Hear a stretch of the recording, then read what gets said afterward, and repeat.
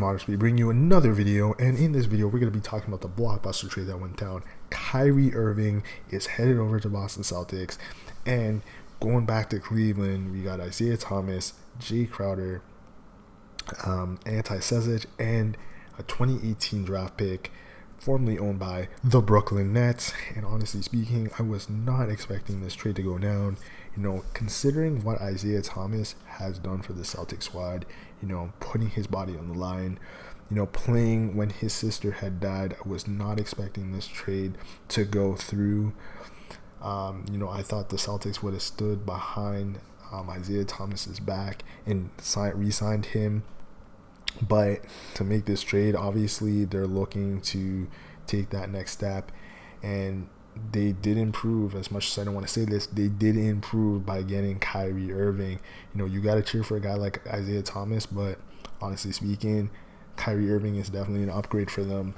But in this video, I want to quickly go over what I think about this trade. Didn't do a lot of research, but just looking at the pieces here and what's going down. So I want to talk about both teams. Anyways, we're going to start with the Celtics. And quickly, as I said before, the Celtics do end up improving here. Kyrie Irving is an upgrade on both ends of the floor, both offensively and defensively. Offensively, we know what Kyrie can do. He has a huge facet of moves that he has at his disposal. He has the ability to take over games whenever, and yes, Isaiah Thomas had that ability as well, but Kyrie just has that next level, that what we would consider a superstar. I would consider Isaiah Thomas an all-star, but Kyrie is a superstar, and that is where the bar is for both these players. So he's definitely an upgrade there, and he's an upgrade defensively just because of the fact that he is taller than Isaiah Thomas, and that's why he's an upgrade there as well. What else does this trade do? By trading Jay Crowder, it opens up the door for the Celtics to play their younger guys. And, now they can play guys like Jason Tatum and Jaylen Brown. By doing this, they get to grow these guys and get these guys to be a bit better, because these were high draft picks in the previous drafts in 2017, 2016. But now they can start playing these guys a bit more and going from them and see how they developed. And these guys Jaylen Brown and Jason Tatum looked really good in Summer League. And yes, it's Summer League, but these guys look solid. So hopefully they take the next step. And lastly, for the Celtics, as I said before, they get a superstar, but the team is built in such a way to complement Kyrie Irving. They have a big and Al Horford who likes to pass the ball. You got Gordon Hayward, who you just signed this year, who's another guy that has the ability to facilitate and do what he has to do. And as I mentioned before, those guys, Jason Tatum, Jaylen Brown, Marcus Smart, these guys would like to facilitate, and this will all help out Kyrie. So Kyrie is definitely going to be the focal point, and expect his scoring to be pretty high this season. I'm expecting him to do some big things for the Celtics this year, so expecting some huge things going forward. And also in terms of loss of assets from the Celtics side, they didn't really lose anything, in my opinion, just because of the amount of assets that the Celtics had. Again, they had a lot of young depth, so they could have afforded to do this trade. If any other team did this, you'd probably think they were a bit crazy just going after Kyrie, but the Celtics, it just seems like they didn't even lose anything. They just got an upgrade at that point guard spot. Now let's go on to the Cavaliers.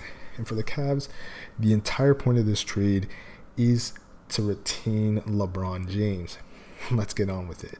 So, one, the team gets a bit younger here, and what I mean by that is for future assets. Anti Sesic, the 23rd pick in the 2016 draft, and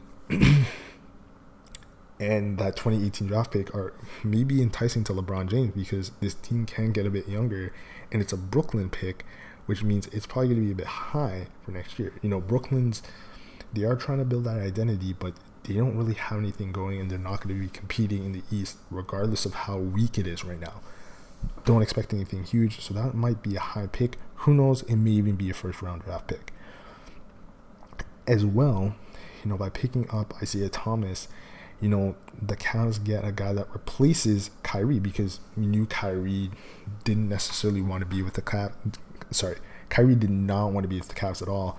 So they get a guy that can replace him. Now, is he Kyrie? No, but he has the ability to do some of the things that Kyrie was able to do from a scoring standpoint. And again, Isaiah Thomas is going to have a chip on his shoulder, and he's the type of player that you want when he has a chip on his shoulder, because he's going to want to prove everyone wrong. And that's what he's been doing his entire career. And he's going to do it with the Cavs. So expect some big things from Isaiah Thomas this upcoming season to prove that he should not have been traded for Kyrie, or he's going to want to prove that he shouldn't have been traded. And Jay Crowder just provides the Cavs with a solid option defensively, and a guy that can throw at the three. So the Cavs have built up a bit of depth, some players that they can grow with, and hopefully this is enough to entice LeBron James to stay. And again, the offseason is not done. There's still the chance that the Cavs could get a player like Dwayne Wade, who it looks and it appears like he's going to be bought out by the Chicago Bulls, but we'll see what ends up happening there. But anyways, that is my analysis on both trades. Now, who do I think won this trade? I don't think either team won. Again, from the Celtics standpoint, they just improve from at that point guard position and are able to grow on their depth. But it does situate in some other problems as well, defensively, because they have given up Jay Crowder and they gave up Avery Bradley. So it's kind of like a cause and effect kind of deal right there. And the Cavs, they got a bit younger by picking up guys like Ante Zizic and that pick. But now the question is this enough to retain LeBron James? And these are the questions that we got to ask right now. So I don't think either team won, but they may have been able to fix some bigger issues going forward. But we'll see how this goes. The season's looking real good right now. I'm kind of excited. I'm a Celtic fan as well. I do like the Raptors, but definitely a Celtic fan as well. So it's going to be very interesting to see how the C's go. But, let's see where it goes. Anyways, let me know what you think. Do you think these trades are great? Let me know. Leave a comment down below. Let's have a conversation. And if you like this video, give me a thumbs up and definitely subscribe. I'm going to be coming out with some more content. Anyways, it's your boy Modern Speed signing off. Later, everyone.